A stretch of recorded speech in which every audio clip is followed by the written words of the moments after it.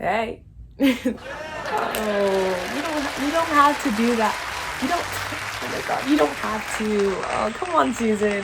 Come on, Charlie. You don't, oh my god. Stop. Stop it. Okay, guys, so I just want to ask you one quick question, okay? Just one question, simple, easy. Okay, so when you hear the word boarding school, what exactly do you think of? Do you think of this? A depressing place where parents send their troubled teens, or do you think of this? Here you go. Whoa, this is my room?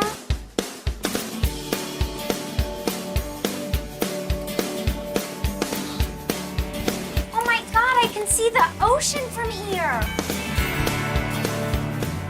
Zoe 101, fun times, great experiences, liberty, freedom, all that good stuff.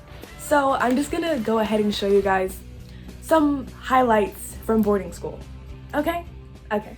Hi. I just realized that I have a couple new subscribers, so I don't know why I'm acting like everybody here knows me. So hi, my name is Vera.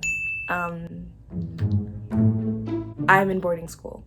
I go to Phillips Exeter Academy. And yeah, I'm just gonna show you a few highlights from boarding school while I was there. At boarding school. Okay, okay. Okay, yeah. Okay.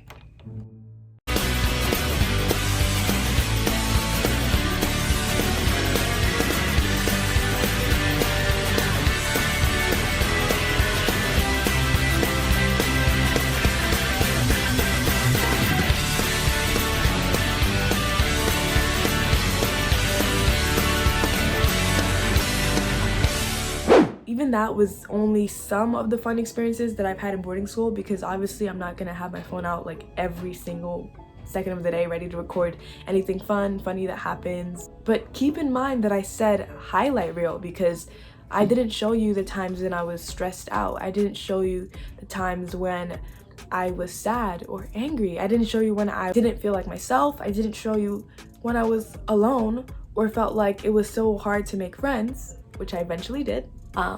I didn't show you when I felt homesick, when the workload was too much, when I was trying to find a balance mental health wise, social wise, academically. Okay, you're probably wondering where all of this is leading to, or not, because you read the title. If you didn't read the title, what's going on? What's going on? But anyways, on June 22nd, I asked you guys on my Insta story, what are your misconceptions about boarding school, things about boarding school nobody talks about, your assumptions, your questions, all of that jazz. But before we get into your responses, we should see what exactly Google has to say about boarding school. I think it's only fair. I think it's fair. Okay, let's see. Boarding school is Israel. Boarding school is bad, harmful for students, Islamic, good, harmful for students debate, better than day school, harmful for students essay.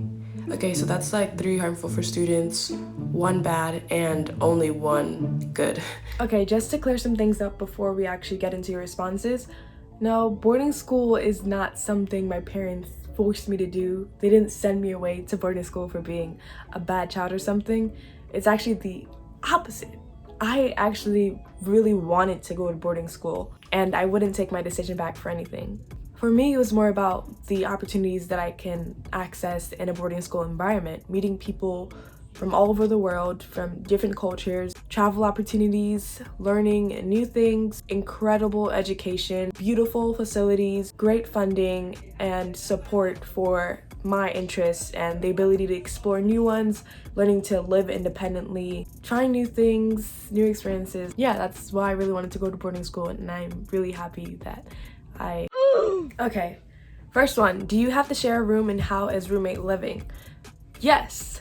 The way it works in my school, if you are a freshman or sophomore, it's most likely guaranteed that you will have to share a room. But when you become a junior, senior, that's when you're more likely to have singles. As a senior, you'll definitely have a single.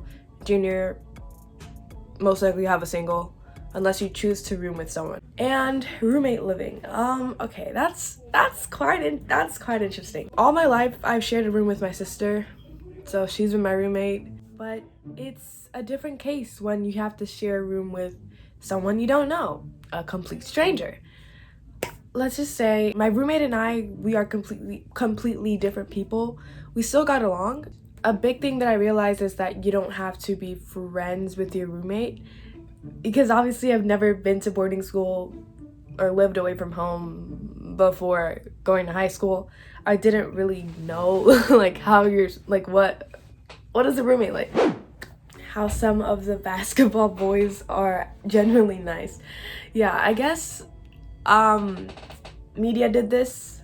Teen dramas, teen rom-coms, coming of age films did this to us, thinking that like jocks are all mean guys, jocks are all like, you know, F-boys. To be honest with you, I am general associates with people that are jocks. Like, well, okay, I'm kind of close to some of them, but for the most part, I don't really know them like that, except for some that I know that are actually cool people and generally nice people that I can say I'm friends with or look up to. Yeah, so they're not all evil. Some of them can be, maybe, but not all. Imposter syndrome. This one is a heavy topic. Getting a little vulnerable here. I feel like although when I was experiencing it, I didn't like know how to put my finger on it, I feel like I did experience imposter syndrome in a way. I'll just start from here. I think it starts with the subliminals, like little things that you hear associated with boarding school. Let's say if I tell someone I'm going to boarding school, someone can make a joke like, oh, you're gonna be with white people. This is what people call white people things. Golf, ice skating, sledding, walking in the woods, tennis. And some of these things I did do. Let's say you talk a certain way, people say you're talking white, you're acting white, but in reality, you're just talking normally. The reason I'm bringing these things up is because these are the type of things that people say about boarding schools, especially because most are PWIs. I'd say my school is pretty diverse racially, but it's still PWI, and the foundation that it's based on is like a PWI, if that makes sense. Where I'm getting to is dealing with natural hair at boarding school. Something I didn't know would be so hard. When I went to boarding school, I went with beautiful burgundy knotless braids. I love those braids. My sister had ordered a 4C headband wig for me, and I was so excited for this wig. Like when I tell you, I was so excited. I was like, I'm so ready to wear this, like, rock this natural look while still protecting my natural hair. If you're black, you should know what I mean by protecting my natural hair. Wigs can be used as protective hairstyles, and if you're not black, if you don't understand this, you can definitely look up protective styles for black women, why black women do protective styles. So I can wear my hair out, but a wig does save me time at boarding school. I was really excited for this wig, and tell me why. I mean, I put on this headband wig and it looks good, and it looks like my real hair. It's very close to my hair texture. People compliment me and I say thank you. Some people that are black, I give them the plug where they can find it, you know, to get my sisters right. Then other races compliment me. I'm like, thanks. Do I tell them it's not my real hair? Maybe I can, but it's none of their business, so why would I tell them that? Like, I just take a compliment and go. Simple, right? Then why was my mind telling me, oh my god, it's not your real hair? Like, I don't know why. That was like number one. I realized that thought in my brain. There was this black guy that also said he loved the way that I was rocking my natural hair. He's a photographer, he does photographer stuff, and he was like, oh, he likes my natural hair. Thanks. But in my brain, oh my god, it's not my real hair. But girl, it is your hair, and I'm wearing it, and it looks very similar to my natural hair. So why was I thinking like this? That wasn't really a big deal. I just brushed it off. But there's a pattern building here. People got used to seeing my braids, right? So when I was walking along the paths of school, like on the quad, like wherever I was at school, I noticed that with my natural hair out, with my headband wig on, people could not recognize me a lot. So some people would just walk right past me that I knew, which was fine. And then one day I was walking back to my dorm, and I was walking with my friend. I saw this other guy that's in my bio class. He's not black, he's Asian. He saw me with my natural hair, and then he was like, Vera, did you cut your hair? But he was riding his bike, so I couldn't really explain, but I was like, no, I didn't cut my hair. And then I said to my friend that was standing by me, who's also of Asian descent, but white as well, mixed. And I was like, he doesn't get it because he's not black. And he was looking at me like, because he didn't get it because he's not black either. So I was like, okay, I didn't cut my hair. The braids, those were extensions. And he was shocked. And I was like, yeah, did you think my hair was like up to my butt? He thought that was my real hair, which is fair. I guess he hasn't really grown up around black women a lot, or doesn't really know how black women's hair works. It's fine. I just decided to tell him, oh, you see this on my head too? Like, this is not my real hair. This is a wig, but it looks like my hair. And then he was shocked, even further shocked. Then I was explaining some part of it is my real hair, and then this part is not my real hair. I think he said something like, so like a hat? And I was like, no, not a hat, it's a wig. And I know he didn't, I think from then on, that was what like kind of triggered me feeling like the fact that I was wearing a wig was something that I needed to hide. And in the black community, definitely like growing up, I picked up that wearing wigs was something that was shamed. When I cut my hair, I big chopped in 7th grade. I think that's when I started to experiment with wigs. I didn't really have a lot of wigs, but one time I just wanted to wear my sister's wig. You know, I had guys come up to me and ask me if it was a wig, and when they found out it was a wig, they were like, I'm a snatcher, weave off, something like that. I remember one time I was sitting next to like my crush in middle school. Mom, you didn't hear that. I was sitting next to someone that I liked, a guy that I kind of liked in middle school. Have you ever had a dream that you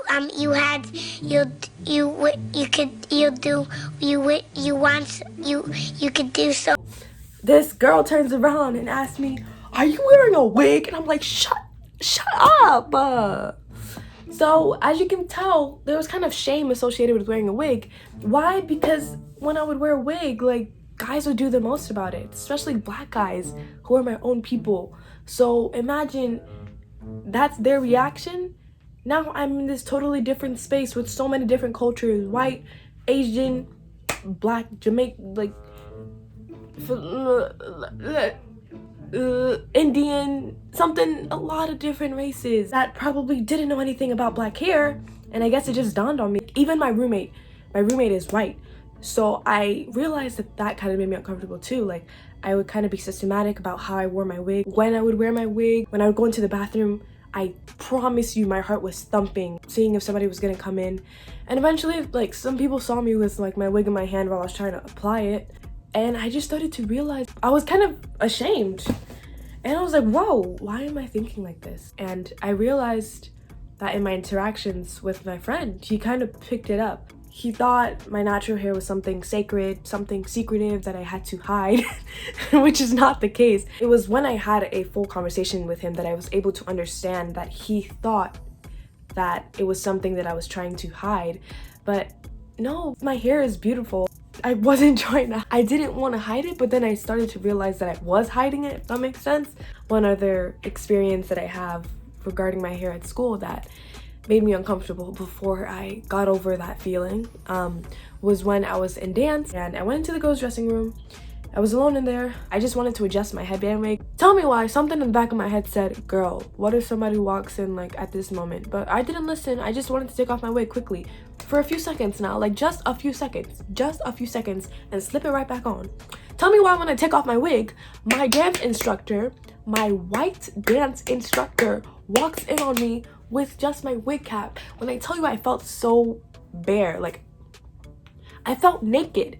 Like, and that goes into what I was talking about, that wearing a wig became associated with shame.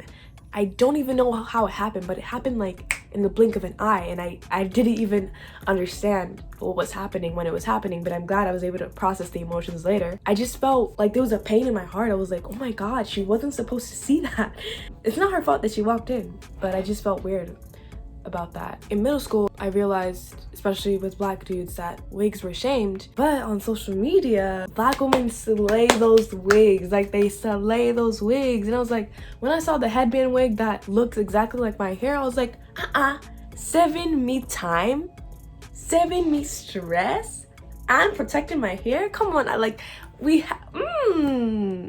see blessing. And I was so excited. I'm so happy I had people to talk to this about. My big sis at boarding school, Catherine, I love you so much. Thank you for being someone that I could talk to about this. And I actually talked about this to a staff in my dorm who's not black. I think she's white. And at first, I didn't want to talk to her about it because I thought she wouldn't understand, but it was actually really therapeutic. She knew the right things to say, and she helped me like work through my emotions, which was incredible. Helped me process a lot of like why I was acting the way I was acting or what I was feeling. And one time when I was in the common room, I was just having a good time in the common room, sitting in a chair. Tell me why I decided to bend my, like, do a literal back bend in my chair, bend my back over. Then I feel my wig slip. Then thank God they sent me an angel, Catherine. She came in at that time. I was like giving her a look on my face. I was like, I couldn't really say my wig slipped until she came close to me, and I was like, it came off. And this girl helped me. Like, I was still in a back bend, remember? This girl helped me slip on, put the wig back on, and we laughed about it. That was just a little phase that I went through, and I became more comfortable in the different ways that I do my hair. And I went back to the wig a couple times when I didn't have time to do my hair, which is totally fine. What I'm saying is that at the time, I didn't know I was experiencing imposter syndrome, but now I do. I felt the need to hide something about myself that I'm actually proud of. My hair, how I do my hair, the multi-talented universe of black women styling their hair. That's something I was proud of, but then I realized I kind of became ashamed of it, or kind of felt like I needed to hide it because I thought people wouldn't understand. People would ask questions, people would stare at me, especially in my dorm, which is where I live. But then I felt so proud of myself, and it was so exhilarating when I just said, you know what? I don't care if my roommate sees me with my wig cap on. I don't care if people walk into the bathroom, walking on me, doing my hair. I think that's when I truly started to be free and get over that. I wasn't really prepared for that aspect of living at school, living away from my house, because, you know, lived around black people my whole life. So they don't ask questions, they know what's up. My sister knows what's up, my mom knows what's up. Like, they know how to, like, what entails being a black woman and doing your hair. But then people at school really didn't. I had to get comfortable with that in order to truly be happy and accept myself in that environment. Is it true they beat you guys with ruler? I came there to learn, to better my life, not be physically abused, no.